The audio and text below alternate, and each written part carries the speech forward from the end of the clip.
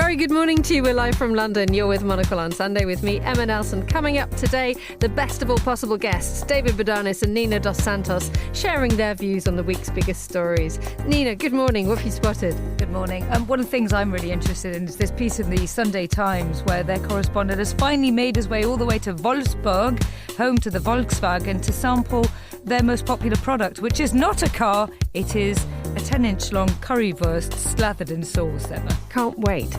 Also coming up, Trump has ordered a series of airstrikes on Houthi rebels in Yemen. We will be joined by the Iran and Yemen specialist Iona Craig for the latest, and then we'll be heading to Oslo. I'm Lars Bevanger, Monocle's Oslo correspondent, and this morning I'll be talking about a huge scandal surrounding Norway's ski jumping team. And could Norwegians finally be edging closer to considering EU membership? Plus, our editorial director Tyler Brûlé will join us on the line from Marbella. It's the 16th of March 2025. Live from London, this is Monocle on Sunday. Live from London, this is Monocle on Sunday with Emma Nelson. And a very good morning to you both, Nina dos Santos, David Bodanis. Welcome, I should say. Good morning. Good morning. Good morning indeed. Nice to have you with us around the studio table. A lovely pairing, not least of our mutual love of Voltaire, which is odd and incredibly niche, and we'll move on very quickly. How have our weeks been, everybody? David Bodanis, what's been occupying the Bodanis calendar? I've been delighted at conversations on the London Underground. People have started conversations, a whole bunch this week. If I show any sign of any American stuff, like a book or something like that, I get commiseration.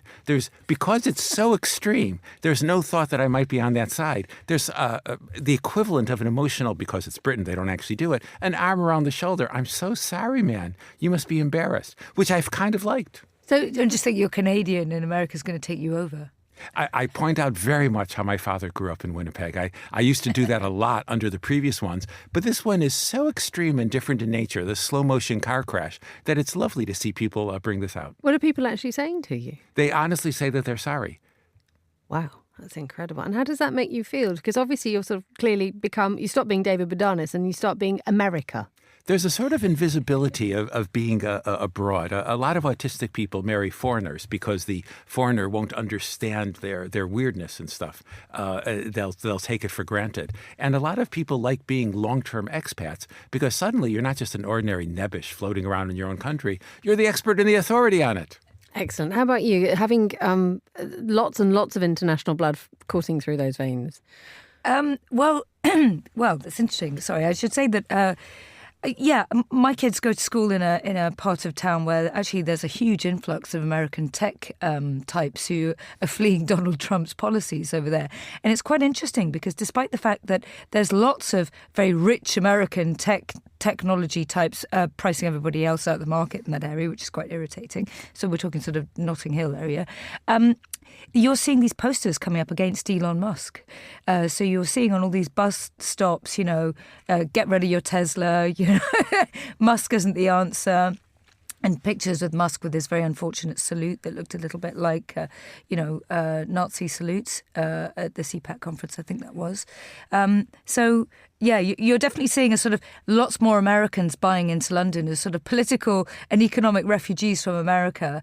But on the other hand, even though they're from the tech crowd of Silicon Valley, they don't necessarily like what's going on over there. Also, I think they can't compete with the big guys who are around the top table. I'm not sure sticking the stickers on a bus stop's really going to get to the target audience, but we'll wish them the best of luck with that one. Let's head now to Marbella. Our editorial director, Tyler Brûlé, is out and about. A very good morning to you, Tyler. Where are you? Buenos dias. Good morning, Emma. Good morning, guests in Studio One. You can hear a babbling brook beside me. I am in Marbella. It has been raining for almost 7 days solid here. Right. It's one of those sort of moments when you're in this sort of sunny environment, or supposedly sunny environment. Everyone said, it's never, ever been like this. And it's true. I've been, of course, coming for about 5 years on the trot here, and it's just been absolutely shocking weather. There was sun yesterday, gorgeous. I set out maybe 10, 15 minutes ago. There was a bit of sunshine. And of course, this being sort of a Mediterranean country, Nina, you'll sort of understand this, that I don't know when the Spanish sort of put their sort of down jackets and coats away, because it's not down jacket and coat weather. But I think, is Easter the official marker that if you live in a Mediterranean country, you're allowed to sort of put all of your flannels and your cashmere away. 1st of May, I think it is, when I used to live in Italy. It's a one day. The cambio di stagione, as they call it. So you change your clothes by the 1st of May, apparently. Mind you, the cashmere comes out, Tyler, even in October when it's 30 degrees, This is true, exactly. There is the perpetual cashmere sweater around the shoulder. The reason for your trip to Marbella, well, I think you've talked about it quite a bit in your column this morning, but dare we say that you're feeling and looking pretty gorgeous? Listen, Emma, if I was on television, if this is a two-way on TV right now, you wouldn't even see me. So yes, I've been at the Bodanis clinic for, I think this is day 8 or whatever it is, and leaving on Tuesday, heading to Paris. And this is a bit of an annual reset. The Bodanis is famous for their original outlet, which is on Lake Constance. They have one, of course, here in Marbella. They're building one in France right now. And it's famous for fasting. I don't go in for the fast. Lots of people do, but you can also then do an 800 calorie a day, a 1200, a 1500. And of course, whatever you want. Gym classes, trainers, tennis, all of the supplements and kind of, the odd sort of weird drip and things like that. I also avoid those things too. No one likes a weird drip in life or medically. In any situation. But you are stuffed full of ginger and microgreens. Oh, yeah, absolutely. We went up to visit this 10,000 square meter greenhouse. This is a whole other Monocle story, but they've built this amazing facility up in the hills in Andalusia. Beautiful farm, and pretty much everything that hits your plate. If they're not growing it themselves, then it's coming from one of 11 farms. And I should say, though, what I like about this place, too, is that it's not so dictatorial in the sense of, and not sort of, it doesn't get sort of too hippy-dippy. If whatever they've made isn't, it's not hot enough or whatever, they'll bring Tabasco. They're into salt. They don't mind pepper. They don't mind a bit of vinegar. So, and they don't mind a coffee either, which is great. So, I'm not saying that they're pro coffee, but yeah, you can have as much coffee as you want in the morning. Tell me about re-entry, because obviously you're in a temple at the moment to well-being. Yet when you hit the ground running this week and you launch everything in Paris, is there going to be a sense of restraint, or do you have to just dive straight back in? Well, we were just discussing this now on the way down, because one of our colleagues from Tokyo, Noriko, she's been invited to a Joël Robuchon dinner on Wednesday evening. So we were just sort of thinking about just the sheer amount of foie gras, potentially all of the sauces and everything that will come with it. It's a tough re-entry. I have to say. Looking forward to it. And of course, this is all because Paris kicks off in style this week, doesn't it? It does. We launched, of course, we've been in Paris with our new bureau since last summer, but now we sort of really up sticks completely from the Marais. We are now in the second sort of Sentier district, and the cafe has been up and running for 3 weeks there. We've also moved the bureau to Rue Montmartre, so we've sort of defined a new little principality in that stretch. So this is the official opening. We've had sort of 3+ weeks now of just, sorting out service, making sure everything is running smoothly. I think it is. So we're having a nice little launch event in Paris on Wednesday evening. We'll be doing something also over the coming weeks for our subscribers in Geneva, in Brussels, of course, all over France as well. And they'll be getting a little invite to probably a Saturday or Sunday moment that we'll be doing for them as well. We look forward to it. And then after that, it's off to Indonesia. It is. Yes, I think hopefully many listeners and, of course, readers of newsletters have seen that the Chiefs is coming up in Jakarta. Quite a delegation of editors heading out there. And we were in Asia last year, it wasn't sort of really, we thought, okay, we will probably bounce back to Europe after being in Hong Kong last year. But we were talking to friends, and friends of Monocle have opened 2 new hotels in Jakarta. And they said, why don't you bring the Chiefs here? And we thought, why not? We haven't done anything in Jakarta and Indonesia for a very long time. So this is going to bring together, Emma, as it sort of says in the label, the Chiefs. This is about people leading businesses, big and small, people who are in government at a municipal or national level, and talking about leadership, talking about how do you stay agile in business, how do you become a better manager, how do you, of course, deal with all of the different things that one has to cope with when you are running your own show. And so it'll be about probably 21 to 22 speakers all across one day. And you know what the pace is like at these Monocle conferences. It's snappy. You have to be on your game. But of course, they're always bookended by a good round of coffee and, of course, good cocktails and a nice dinner afterwards. And you'll be running around in this new super svelte status that you're occupying. One question that I think that's been drawn to my attention because of an article in the New York Times today. The fashion editor, Vanessa Friedman, has given her advice as to what we should all wear on a plane. I mean, assuming that everything you're wearing is just going to drop off you the minute that you try and step into them. But you've read this article as well, and at one point she's suggesting that and I'm not sure how serious this is, crushed velvet cargo pants are a thing. Thoughts, please? Well, listen, I don't know if she's a backup dancer for a K-pop group or something, but I'm not sure if you are the fashion director, editor for the New York Times, whether I'd really be seeing, and by the way, we have to say as well, she said, if flying around an economy is a drag. I'd like to know when the last time Vanessa Friedman flew around an economy, but that's a side issue. I would say crushed velvet cargo pants. No, because, and there was a piece in the article where she also said, you should sort of dress more on sort of the pajama end of the scale, which I think just gets dangerous. And this is a running theme on this program. People need to stop, adults have to stop dressing like babies, especially in public spaces, and especially when you're in a steel and aluminium and carbon fiber tube surrounded by 150 to 350 other people in a semi-public space. Crushed velvet cargo pants, no. No, okay, that's a no. If you were packing one now to either head to Paris or to the Chiefs, you know that's a no. That's a verboten. And she also says it's fine to have a sweatsuit. I mean, I'm looking forward to the next time you meet Ms. Friedman.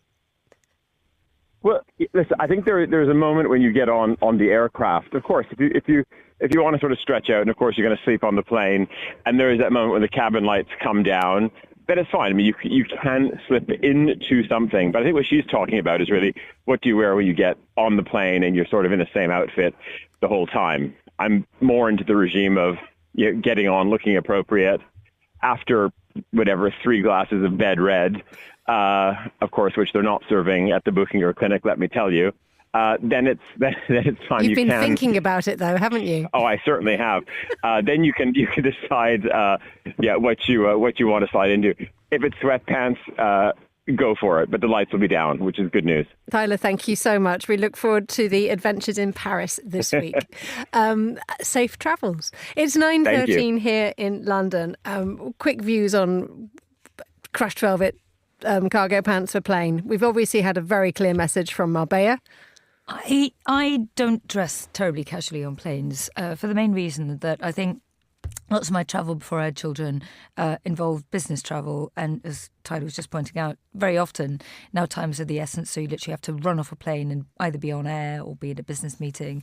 One thing I think that you have to be really careful of is shoes, particularly if you're a woman and you have to wear high heels. I have had a really embarrassing incident in my 20s when I used to go back and forth to Moscow very often. I had to walk through Sheremetyevo airport in, my socks because my high heels didn't fit anymore after the time I got off a 3-hour plane ride. So you have to be careful with stuff like that. But it's a really difficult one, isn't it? Because you see all these youngsters, these teeny boppers in their kind of tracksuits and really baggy pants and stuff, and you wince, think, but wouldn't that be comfortable? And then when you walk through all the duty free, they're pumping all the expensive stuff at you. Okay, how about you? What's a Bodanis airline outfit? He's rubbing his hand. What I love about the airplanes is you're speaking to a man who loves being institutionalized. As a child, I fantasize about going to prison, and I love whenever I've been in a hospital. Where's this going? You should try Titus Clinic in Marbella. So what I like about airplanes is, especially if there's a long flight, in the evening, people become more informal. Like, I don't know, if you walk up and down to stretch your legs, people will talk, the air hostesses and other passengers, and the formality disappears. The business person or the student environment or whatever, you become human beings, plucked out of this earth, floating up in the air at high velocity and reflecting on where your past is and where your future is. It's a beautiful moment of clarity. The Germans talk about mountain talk, when you go up into a mountain and you're sharing with another person. So in a sense, informal clothes are a way to get that, often where we object to them because it's sort of criticizing our more formal life. But what I love about airplanes is what the informal clothes suggest, which is you can have these brief moments of truth. Or you look like you're at home watching telly. Yeah. Yeah.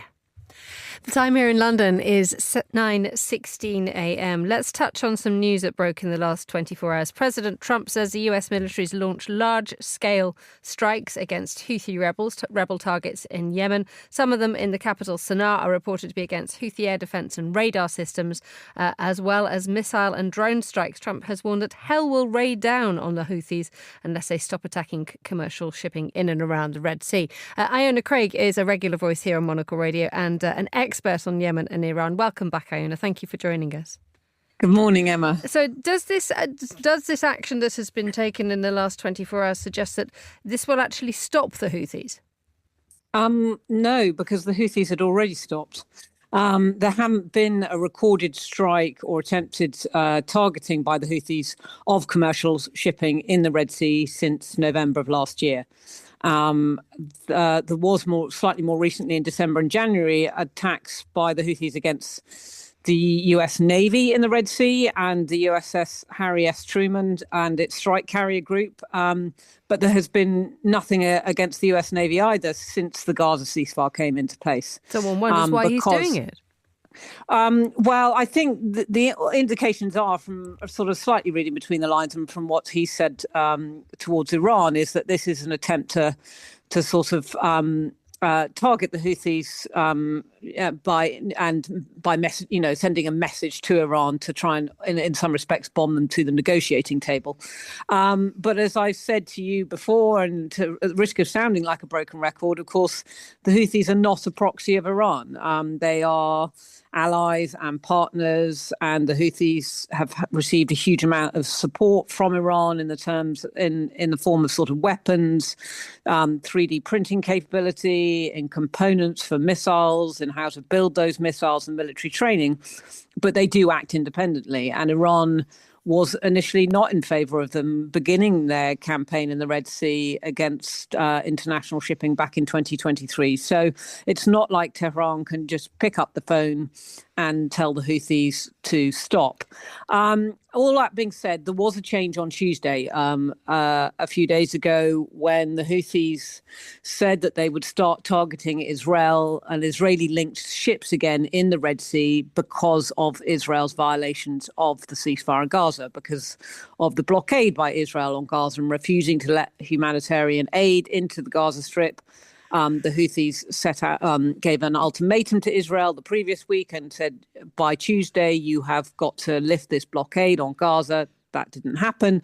So the Houthis said they were going to relaunch their ban on Israeli-linked vessels and in the Red Sea. And so there was an expectation that those attacks in the Red Sea would restart, but they hadn't actually, and there hadn't been one since November. So it is arguably the United States sending a stronger message to the Iranians via the Houthis. How valuable are the Houthis to the Iranians? You say, they're independent, but they are arguably one of the few groups in that region which have allied themselves to Iran, which haven't been depleted in strength recently. Yes, and I think that's the really important point here. The Houthis are essentially the last man standing in the so-called axis of resistance. You've seen it, Hezbollah being severely weakened over the last year, Hamas too, and then, of course, most recently, the fall of the Assad regime in Syria. But it's also worth noting that in all of those cases, Iran hasn't come galloping to the rescue to any of those groups, either when they've come under threat in the last year. So even if the Houthis are severely bombarded by the US, it's very unlikely that Iran would come to their rescue. And the real influence Iran has in the events going forward now is not immediately on whether the Houthis will retaliate against the US or US interests in the region or in the Red Sea, but about whether Iran maintains that supply line to the Houthis of missiles and missile components that makes them capable of carrying out those attacks. Because crucial to the Houthis' targeting has been anti-ship ballistic and cruise missiles, which hadn't been used before in warfare, and that has been really the kind of the strongest element to the Houthi attacks in the Red Sea. And Iran is very much responsible for those.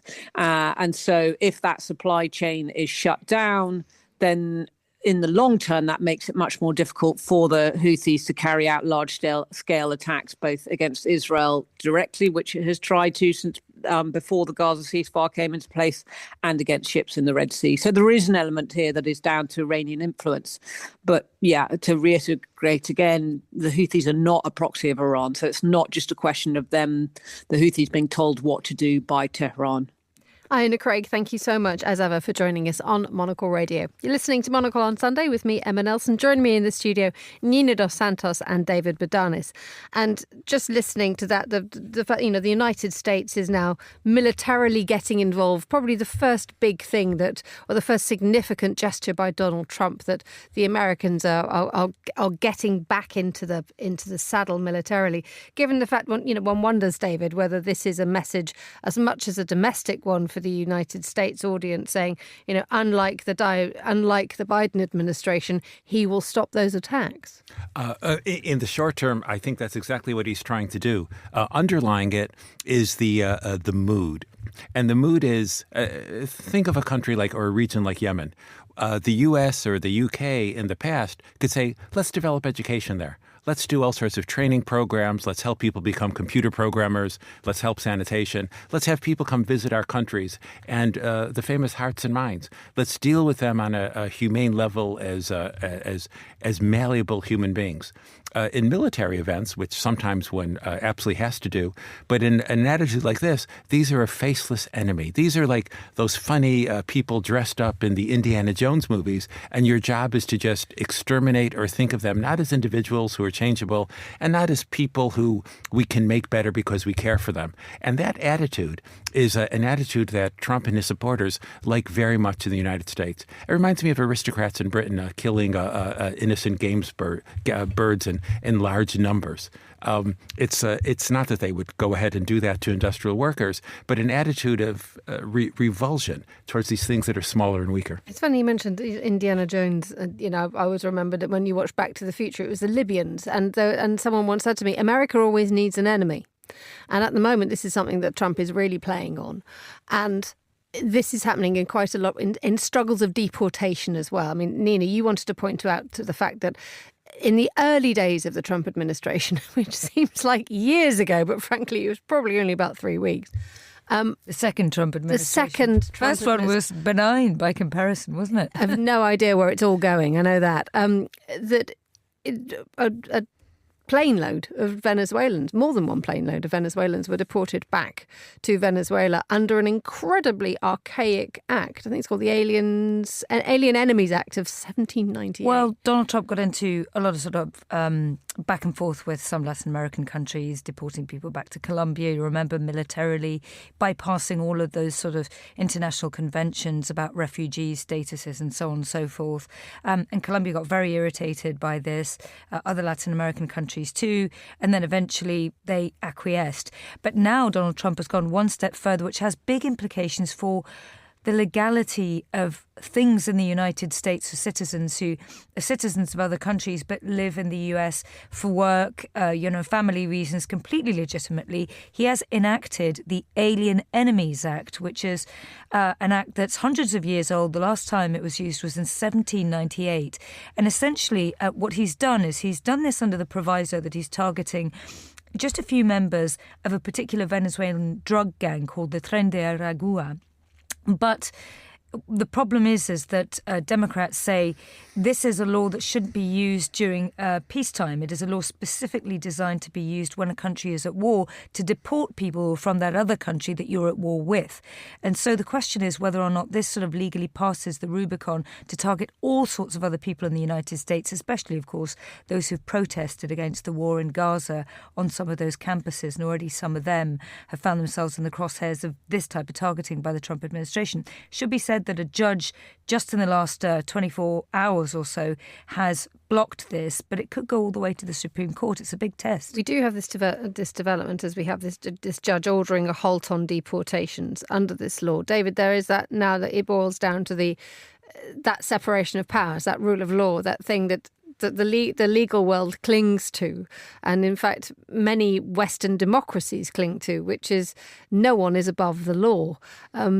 That is something which has become an enormous thing for Donald Trump for a very long time in sort of quite a lot of personal aspects as well. Yes, I think ordinary people respond very much to the idea of somebody who can do whatever they want. And it's kind of fun to imagine you can be the person who does whatever they want. Little children can be ballet dancers, you can be an astronaut. The notion that you have freedom and volition, you can fantasize about being Iron Man in a superhero movie, that's kind of attractive.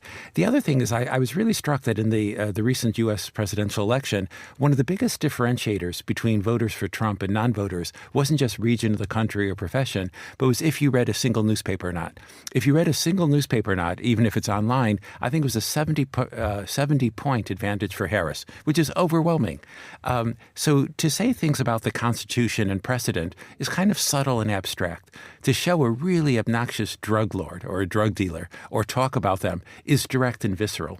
If you live on the level of direct emotional feelings, sort of like the Oprah Winfrey view of the world, even though she herself is more liberal, there's no place for seeing abstract structures. If you never read a newspaper, never read anything more than a paragraph or two, the idea of long-term implications means nothing to you. The famous poem from World War II, first they came for the Jews, but I said nothing, etc., that was actually autobiography. Niemöller had been a vicar who was really nastily anti-Jewish and anti-Catholic and stuff. He changed his mind after a while. So some people say, I don't know, they don't like transgender activists. So first they come for the transgender activists, and they think in their head, well, you know what? So do I really want to go to the line for a transgender activist, even though I think one probably could. And then it's next and next and next. So in the front of people's attention, because Trump is so good at this and his amplifiers are good, are pretty horrible cases. Gosh, do I really want to be defending a Venezuelan gang? But in fact, as you pointed out, you're not doing that. You're defending what's going to come next for you.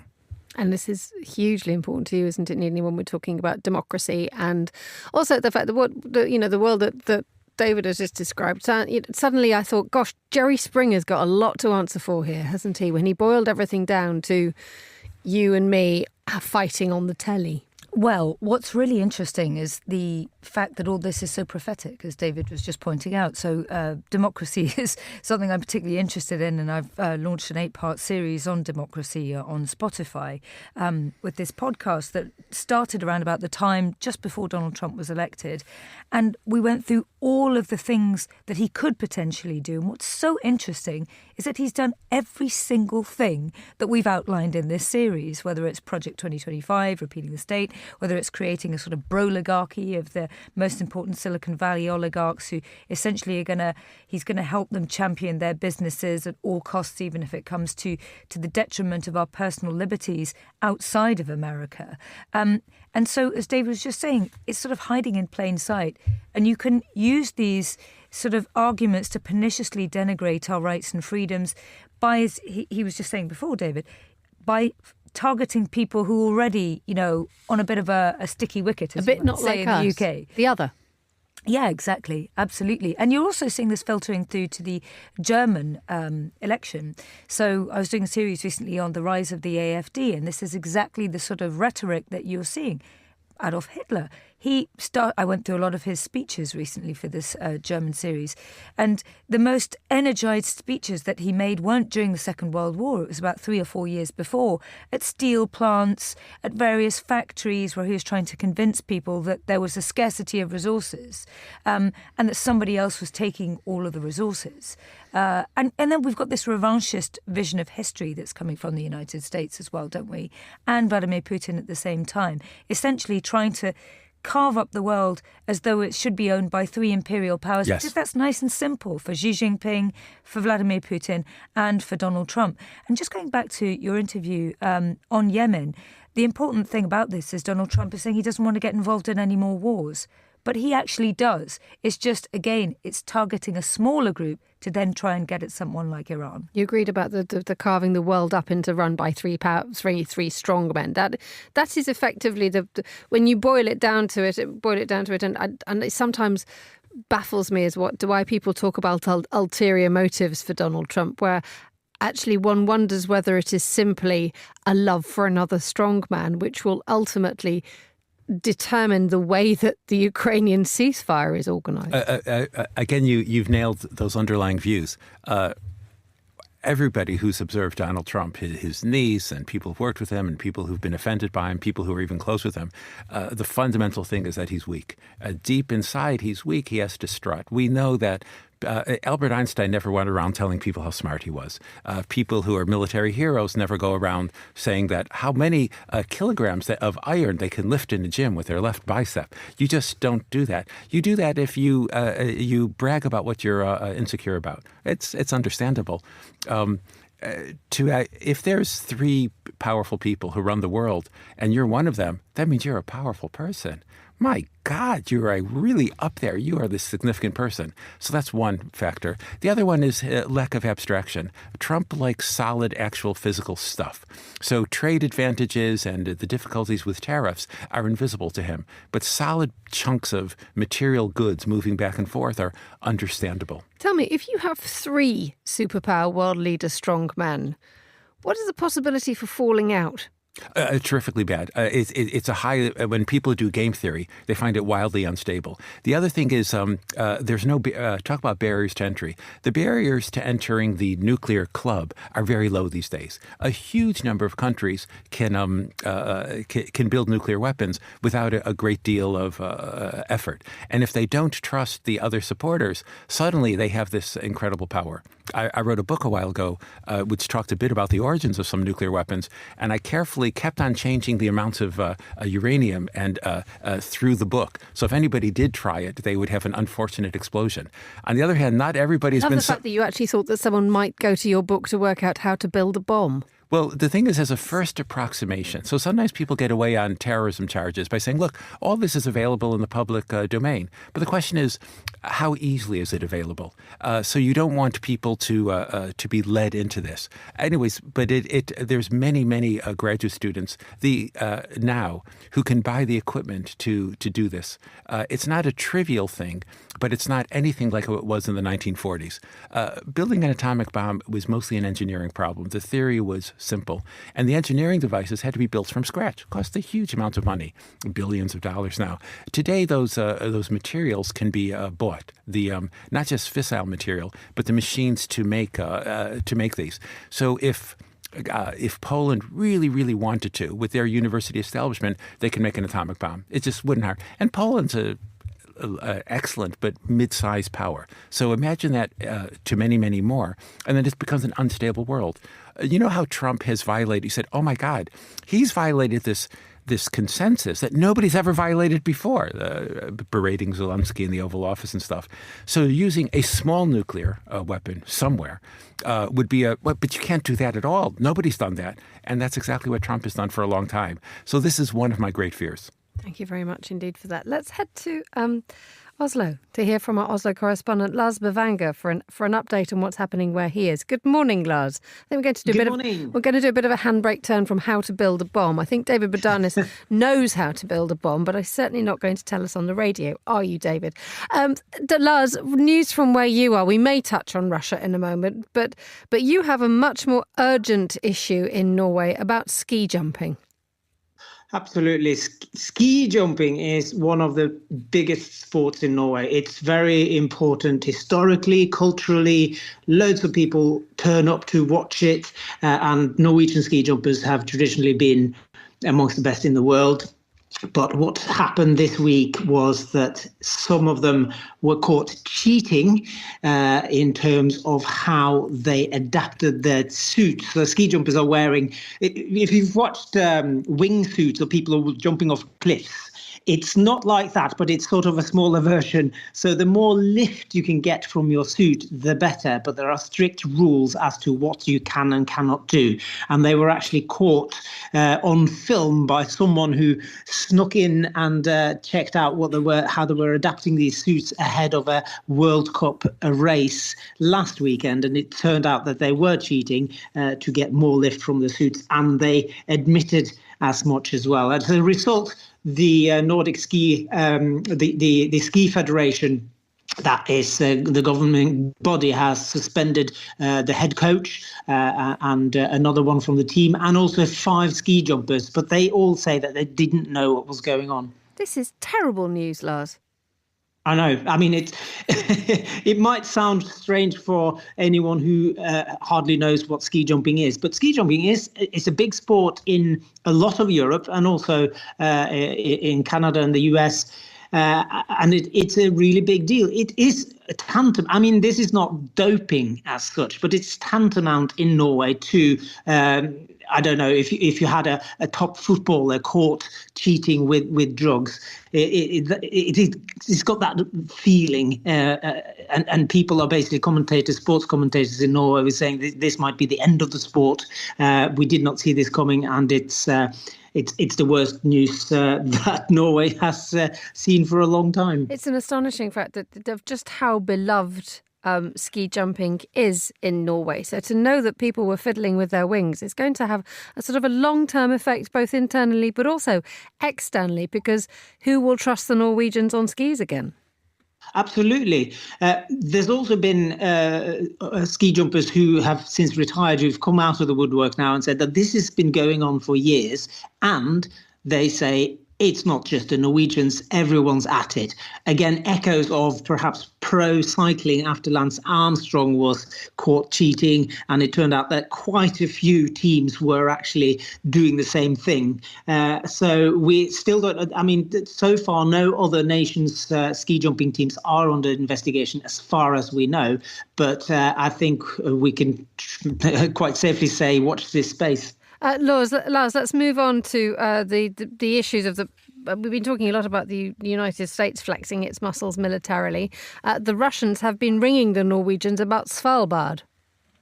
Yes, and this is a piece of news that's gone a little bit under the radar, but it's basically made people who are watching Russia and NATO relationships closely to sit up and take note. So the Norwegian ambassador to Moscow was called in last week for a dressing down, where he was told that Norway needs to stop militarizing the Svalbard archipelago. Now, Svalbard is an archipelago of islands that sits sort of halfway between the Norwegian mainland and the North Pole.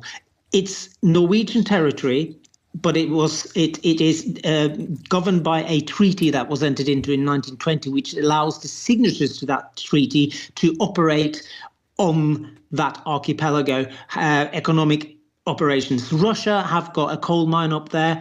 They've always been there. It's not supposed to be used for military gains, if you like, but Norway, being a member of NATO, is monitoring the seas around Svalbard, and that's where the Northern Fleet of Russian nuclear submarines operate. So Norway's sort of the NATO's eyes and ears up there. But Russia says that this is tantamount to militarization of the actual islands, and they want to see a stop to it. Now, why is this important? It's because we are seeing Russia prod NATO in many ways. We've seen possible breaches of submarine information cables, gas pipelines, Russia says that's not them, but we think it might well be, and they might be trying to prod how far they can get in Svalbard with, accusing Norway of militarization up there, and maybe start doing some militarization of their own, creating a potential conflict between NATO and Russia directly up there. It's interesting insofar as one is assuming that Russia is concentrating all its efforts on Ukraine, but this is an indication that, no, it has eyes on other places. That's what a lot of Russia watchers here will tell you. We know that President Putin has had eyes on other regions of Europe and former Soviet states. Nobody thinks that he's going to launch an invasion of Svalbard or northern Norway or Finland anytime soon.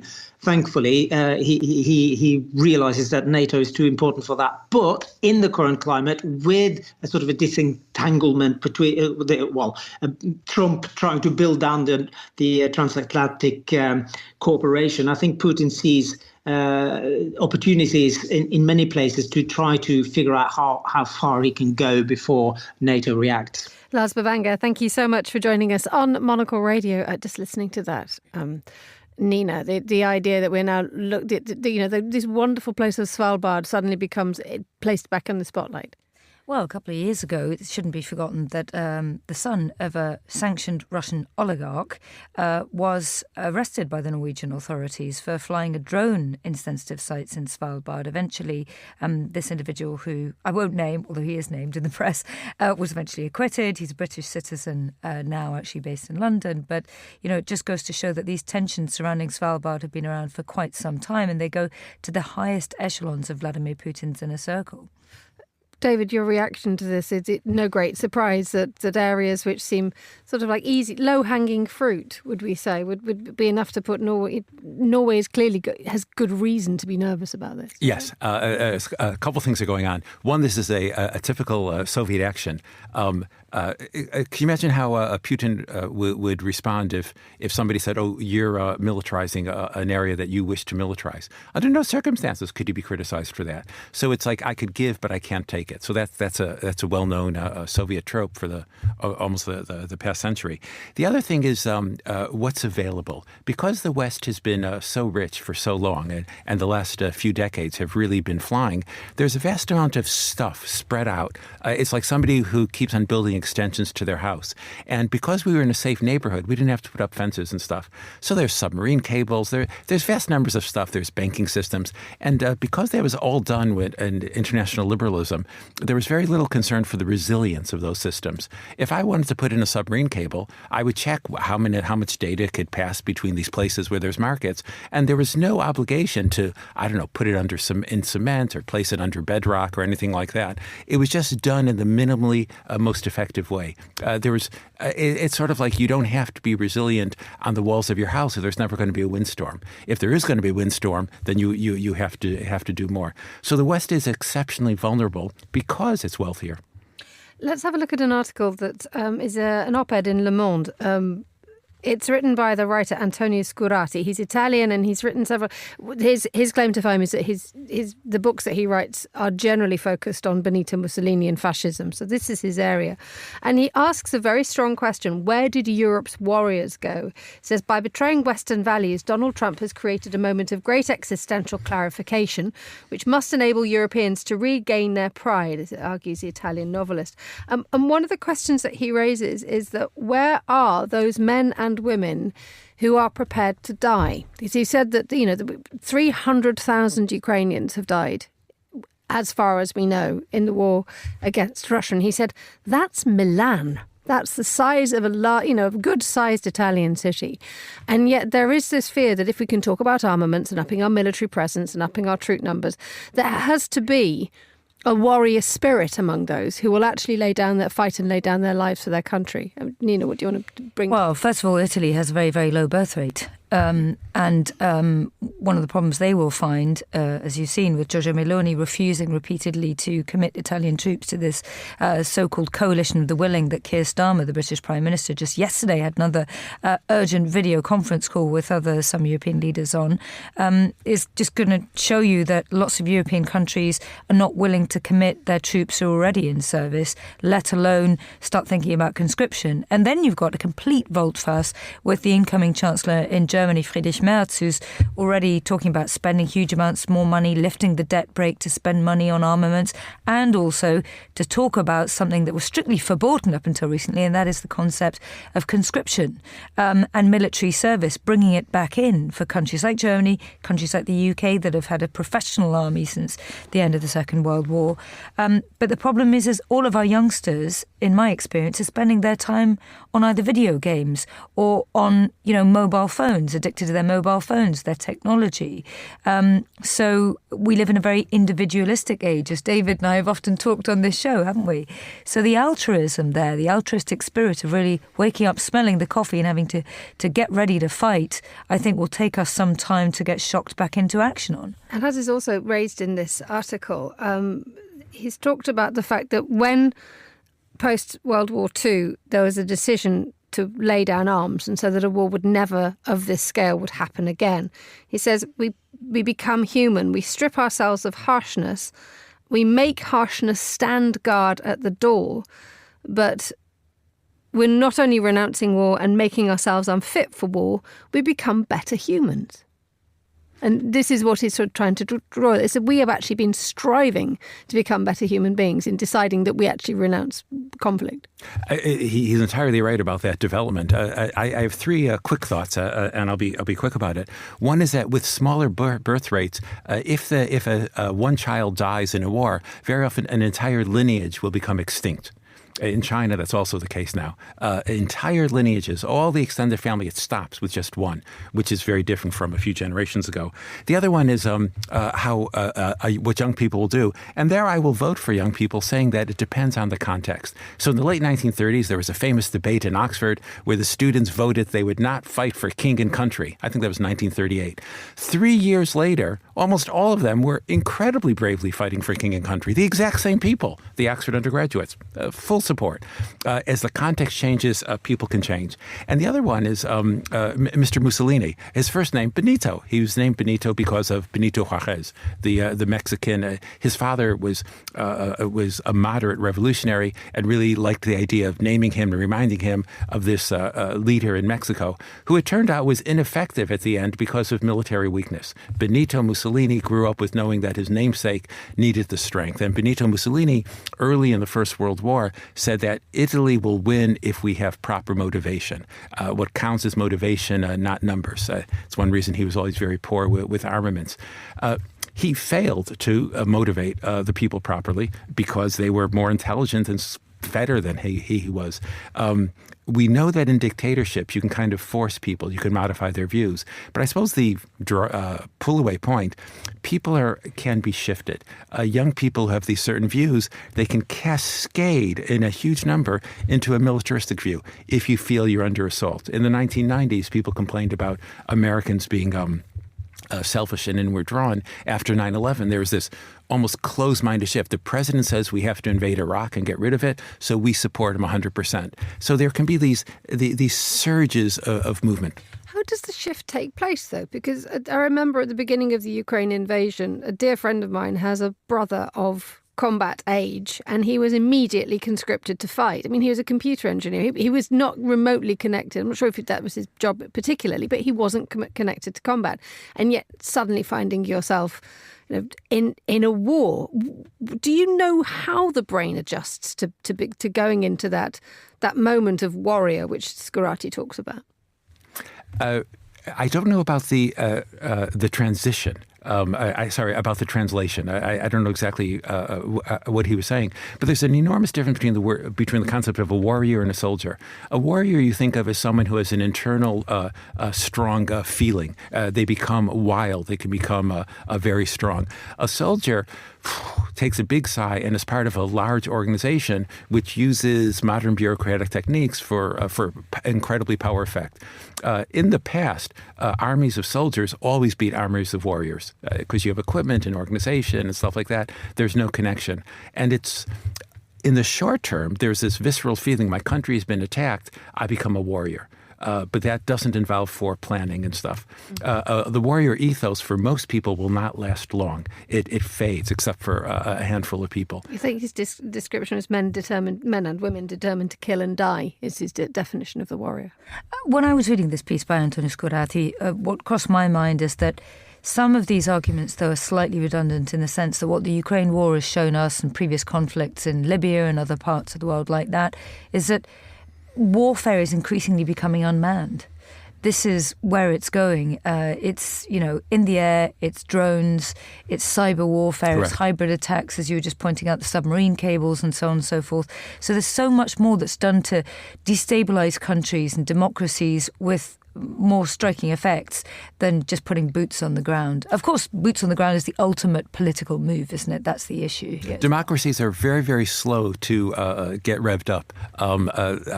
Farmers during the U.S. Civil War in the North and U.S. and British civilians before World War I and World War II, when they rev up, they unfortunately, because of the internal dynamism, it's really hard to turn them off.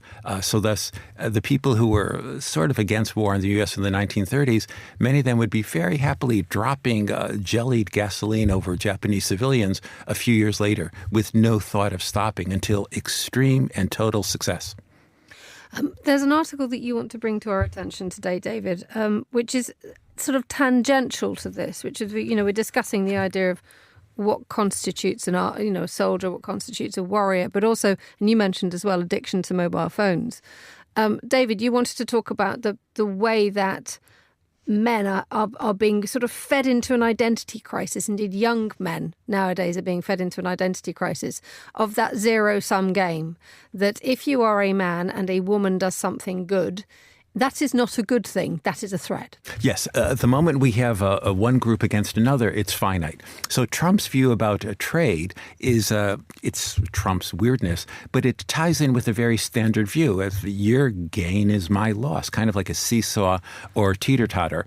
If you have a friendship, in friendship, your gain is not my loss. Your gain makes me really happy. We connect together. Think of boys and girls who are genuine friends, teenagers who get on well with each other. They're delighted for each other's success. There's not a wariness or hesitation. Think of being in a good marriage or relationship versus a bad marriage or relationship. And think about the exact same action you begrudge versus you delight in. When world trade works well, it's like a good marriage. It's a covenant. You're not following the rules. You're not being fussy. You're not saying, oh, right, oh, you want to be like that? Okay, I'll be like that too. And boys, many of them have great relationships with girls, with their sisters or with friends, especially people who they knew before adolescence. You become sort of pals. It'd be preposterous to date each other, but you're pals. And if you're pals like that, this other stuff, you might, spend time looking at dirty pictures, but you would think, well, that's weird. It's like, it doesn't connect with my life. If, however, you have not been friends, if you've not been in a world where you're just easy going back and forth with clubs or school things and stuff, then you don't know. Then it really is an enemy. And then it becomes a very, very big problem for young men. I was interviewing Scott Galloway, the New York University marketing professor, who talks a lot about this particular subject and how he believes that young men are sort of becoming disenfranchised, I suppose, by being led down the garden path on this exact subject, that, there's too much competition from women and that women's success is a bad thing for them, because what it does is it erodes their traditional view on the world. I think it's a huge shame. I'm a mother of two sons, and every day I think about how it's my responsibility to try and keep myself in a prominent working position, to show a great example to my sons. But as we were talking, David, before we came on air, I find that women of my level of experience and our voices are becoming fewer and fewer. Very often I will end up in conferences, meetings, and even just 5 years ago, everybody would be allergic to the concept of, say, a manel, a panel where everybody's a man. Now I notice there are fewer and fewer women with my level of experience who are prominent on the international stage, whether they're choosing after COVID to recuse themselves, whether they're finding that there are fewer job opportunities for them, or whether they're finding that just middle-aged men or older men like Donald Trump and his coterie don't want to hear from us. There are fewer and fewer of us, and it's really hard to keep those voices alive. It's also ironic, isn't it, David, that you're here talking about how we have a US president who's espousing these types of views when I come from a country like the United Kingdom where the elite traditionally has gone to boys' schools and had very little interaction with women unless they were sisters, mothers, and very little interaction with them on an educational basis, university and also in high school when they went to boarding schools. But it seems that America's taken a real turn for the extreme, and I think a lot of that has to do with the online behaviour and the misogyny we've seen coming from Silicon Valley. I couldn't agree with you more. And it only works because there's a receptivity. So there's some ideas you can throw out which won't actually connect. They're not sticky ideas. There are other ideas that if you toss out, people think, oh, yes. Oh, yeah. Oh, that's a part of me. Oh, yes, that makes life really easy. Suppose the misogynist view is correct. Suppose that there's these terrible groups attacking you, yet you yourself are basically, you were born a king. Because of the structure of dangly bits in your body, you actually deserve magnificence. And yet your magnificence is not being respected. Suppose that is taken as true. Think how proud you would be, especially if you look around at your mother's basement, which is where you're spending your pathetic life. It helps. It hurts when you see a meritocracy of people who are getting on well and, well, why are they getting on well? If I'm not getting on well and they are, something has to be blocking me. So there's two possibilities. It's either I myself am being weak or lazy or blah, blah, blah, or the world's out to get me. Andrew Tate is an expert at understanding the world. Exactly. And he's pointed out in his recent social commentary why he's being persecuted. Curiously, it's not women. As he pointed out, it's Jews in South Florida. A consortium of Jews in South Florida But isn't he in Mar-a-Lago right now because he's been saved by the US? Having ground with the Jews in South Florida, it's very strange that my 13-year-old son understands, obviously, all the bad stuff attached to Andrew Tate, but then he sometimes pushes back and goes, but he's a great leader, he's a hard worker, and look what he's managed to achieve. It's really, really complicated. I have to do a major handbrake turn here because you want to talk about sausage. Oh, God. Right. Well, yes, according to the Sunday Times, it is just shy of 10 inches long and slathered in currywurst sauce. There you go. That's all the girl can dream of. And apparently, according to Peter Conradi, who's their Europe editor, he also said that actually he went all the way to Wolfsburg, which is famous for the Volkswagen factory line, to sample their currywurst, which he found, by the way, a bit squidgy, he said, and not very tasty, and not better than other types of currywurst that you could get along a roadside in any old German town. But the reason he did this is obviously because Volkswagen came out with a report just the other day saying that actually they managed to sell more currywurst sausages in their canteen than they have done cars. And if that isn't the ultimate, reflection of how Germany's business model is essentially kaputt and they need to rethink it fast, well, there you go. As they say in German, es ist mir alles Wurst. It's all the same to me, right? To me. But arguably, and we've got about 30 seconds to do this, David, so we may have to be pithy. You can't drive a sausage, but you can't drive a sausage and you can't eat a car. Actually, there was a Frenchman who did. Wow! But the idea that actually it's a bit cheaper to buy a sausage than it is to buy a car. I cannot disagree with you, Emma. Thank you for that. Instant gratification. Instant gratification. We're all off to buy a German sausage. Thanks to my guests today, David Bodanis, Nina dos Santos, and on the line, Lars Bevanger, Iona Craig, and our editorial director, Tyler Brûlé. Thanks to our producers, Desiree Bandley and Mariella Bevan. Our studio engineer was Mariella as well. I'm Emma Nelson. Monocle on Sunday is back next week. I believe Tyler's in Zurich for that one. But until then, enjoy the rest of your weekend. Goodbye. Thank you for listening.